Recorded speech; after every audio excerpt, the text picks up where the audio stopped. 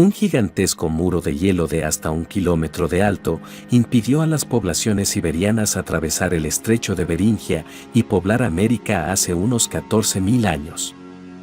Especialistas de un equipo multidisciplinario conducido por el geólogo y arqueólogo Youri Clark de la Universidad del Estado de Oregón, propusieron recientemente, 2022, que la única ruta disponible para los primeros pobladores del continente americano, procedentes de Asia, habría sido la ruta marítima y no la terrestre, como se había aceptado casi unánimemente durante la segunda mitad del siglo XX y además se produjo miles de años antes de lo que se pensaba. Contexto: la gigantesca capa de hielo de Norteamérica durante la última era glacial. La última era glacial, también conocida como glaciación de Burn, se extendió desde hace 115.000 años hasta aproximadamente 11.600 años antes del presente. Durante ese periodo, las temperaturas se desplomaron entre 2 y 6 grados Celsius comparadas a las actuales, debido en gran parte a los cambios cíclicos de la excentricidad de la órbita e inclinación del eje terrestre que provocan la formación de inmensas capas de hielo y grandes glaciares. En los últimos 740.000 años han acontecido unas 8 glaciaciones con sus respectivos periodos intermedios de calentamiento global con duraciones de 10 a 15.000 años. Nota: estos ciclos climáticos de glaciación-calidez de gran duración se conocen como ciclos de Milanković en honor al geofísico y astrónomo de origen serbio, Milutin Milanković, que los describió en la década de los años 20 del siglo pasado. Durante la última era glacial, los niveles del mar se desplomaron entre 60 y 70 metros comparados a los actuales. Sin embargo, durante el último máximo glacial, ocurrido entre el 22.000 y el 17.000 antes del presente, los niveles del mar fueron hasta 120 metros inferiores de lo que son en la actualidad. Se calcula que durante ese periodo, hasta un 25% de la superficie terrestre estuvo cubierta por los hielos. En Norteamérica, concretamente en todo el actual territorio de Canadá, se había formado una inmensa capa de hielo conocida como la capa de hielo Laurentida, la cual tenía hasta 1 kilómetro de altura o espesor, según se quiera observar. Algunos investigadores, inclusive, han comparado esta inmensa barrera con un edificio de 300 pisos. Sin embargo, en algunas regiones, sobre todo durante el último máximo glacial, el muro de hielo podía llegar a superar con facilidad los 2 kilómetros de altura.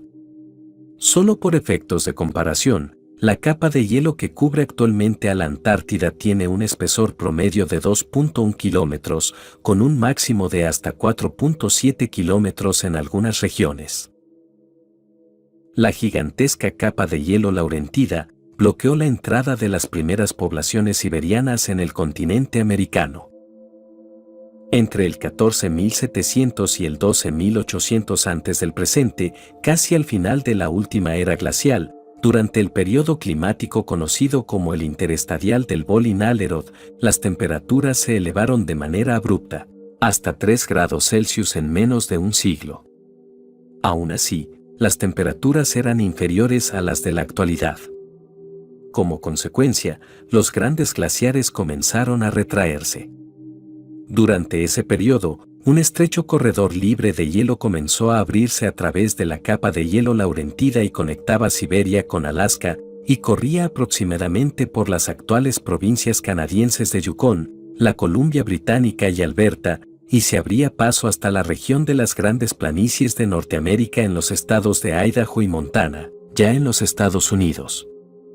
Teóricamente, este estrecho corredor libre de hielo sirvió para albergar a la megafauna del Pleistoceno y otros animales que servirían como sustento para los primeros pobladores de América, procedentes del noreste de Siberia, en esa época. Sin embargo, ¿en cuál milenio de la última era glacial exactamente este estrecho corredor libre de hielo se abrió para poder albergar vida vegetal y animal y por ende sustento para los cazadores-recolectores siberianos entrando en América? Siempre se ha mantenido en el terreno de la especulación. Durante varias décadas, el modelo dominante para explicar el poblamiento de las Américas, había postulado que los primeros habitantes de América del Norte llegaron, casi exclusivamente desde Siberia a través de ese estrecho corredor de tierra, al quedar libre de hielo. Los especialistas daban fechas aproximadas de entre 12 y 16.000 años, pero no mucho después, debido a que el aumento de las temperaturas al final de la última era glacial provocaban al mismo tiempo el hundimiento del puente de Beringia, conforme los niveles del mar se elevaron. La conocida como cultura Clovis, llamada así por la localidad de Clovis, Nuevo México, en donde fueron encontradas por primera vez sus características herramientas líticas y puntas de lanza conocidas como puntas Clovis, se consideró durante casi todo el siglo XX como los primeros habitantes de América que arribaron procedentes desde el noreste de Siberia. Esta teoría se conoce como teoría Clovis o consenso Clovis para el poblamiento de América y de hecho, la cultura Clovis todavía es considerada la cultura madre de todo el continente. En las últimas décadas, sin embargo, con los nuevos descubrimientos arqueológicos y estudios genéticos, se ha puesto en entredicho cada vez más esta teoría, demostrando que América ha estado habitada por otras poblaciones humanas mucho más antiguas. Durante mucho tiempo el consenso Clovis fue casi un dogma indisputable, debido a que no se creía posible que los antiguos paleoindios procedentes de Siberia fueran todavía capaces de navegar grandes distancias durante la última parte del Paleolítico Superior.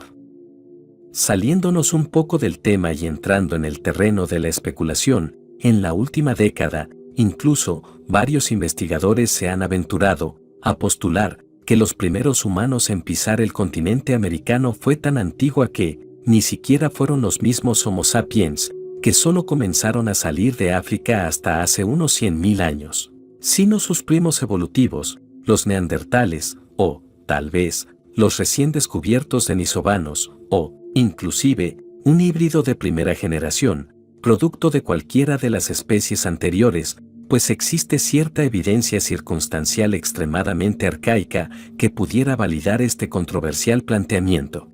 Debe resaltarse que incluso durante las eras glaciales se presentan periodos de elevación de las temperaturas, conocidos como periodos interestadiales, en los que es factible que se forme el estrecho corredor libre de hielo a través del puente de Beringia hacia América del Norte y quede disponible para el tránsito humano. Es decir, el estrecho de Bering se vuelve transitable y libre de hielo dependiendo de la intensidad de las glaciaciones en curso cada tantos milenios. Curiosamente, los nativos americanos de la nación Mohawk de la región de los Grandes Lagos afirman que han habitado su territorio desde hace la friolera de 33.000 años. América estuvo habitada desde antes del último máximo glacial. 22.000 años antes del presente. El paradigma Clovis ha quedado desactualizado ante la cada vez más acumulada evidencia de habitación humana en América, que ha excavado sitios que no corresponden a la cultura Clovis y que sí corresponderían a una época en que el puente de Beringia y Canadá estaban cubiertos por la gigantesca capa de hielo laurentida de al menos 1 kilómetro de espesor. El portal web Life Science reportó, en 2021, el descubrimiento de 60 huellas humanas en el Parque Nacional de White Sands, Nuevo México, datadas en hace 23.000 años antes del presente. Un año antes, en 2020, se localizaron cientos de herramientas líticas en la cueva del Chiquihuite, estado mexicano de Zacatecas, que se ha sugerido tienen una antigüedad de entre 25 y 32.000 años. Aunque este último descubrimiento todavía es disputado por la arqueología oficial. En 2022, también se encontraron lo que se consideran las puntas líticas de proyectil más antiguas en toda América, aceptadas por la arqueología oficial, cerca del río Salmon, en el estado de Idaho, datadas en hace 15.700 años. Por supuesto, existen sitios con evidencia de ocupación humana miles de años más antiguos, no aceptados completamente por la ciencia o de plano rechazados y prácticamente condenados al ostracismo por la arqueología académica, como es el caso de Ceruti Mastodon en San Diego, California, con una datación de 130.000 años antes del presente, o Huellatlaco, localizado en el estado mexicano de Puebla, con una datación por series de uranio de hasta 250.000 años de antigüedad. Algo inaudito y difícil de aceptar para la arqueología oficial y los especialistas del tema, aun cuando las dataciones de esos sitios se realizaron con todos los procedimientos estándar e inclusive llegaron a ser publicados, en un primer momento, en prestigiosas revistas de divulgación científica. Conclusión: el continente americano se pobló miles de años antes de lo que se creía, en plena era glacial, y a pesar de que existía un gigantesco muro de hielo de 1 kilómetro de alto, o incluso más, dependiendo el milenio que se tome en consideración, cerrando la ruta terrestre que unía Asia y América.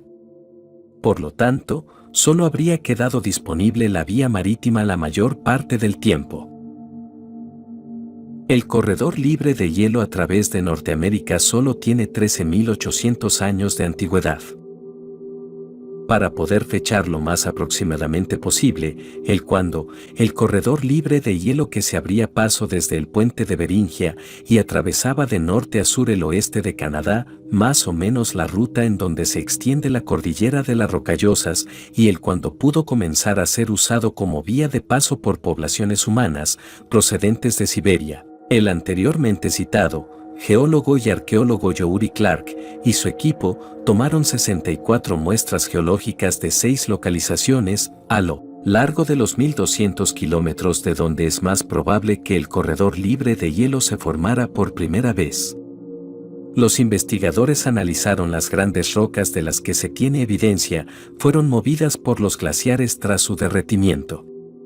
Entonces, se examinaron los niveles de elementos radiactivos presentes en las rocas que se generan por la exposición a los rayos de alta energía provenientes del espacio, y así se pudo determinar que tanto tiempo estas rocas han estado expuestas en la superficie terrestre libres de hielo. Tal procedimiento se conoce como datación por radionucleidos cosmogénicos.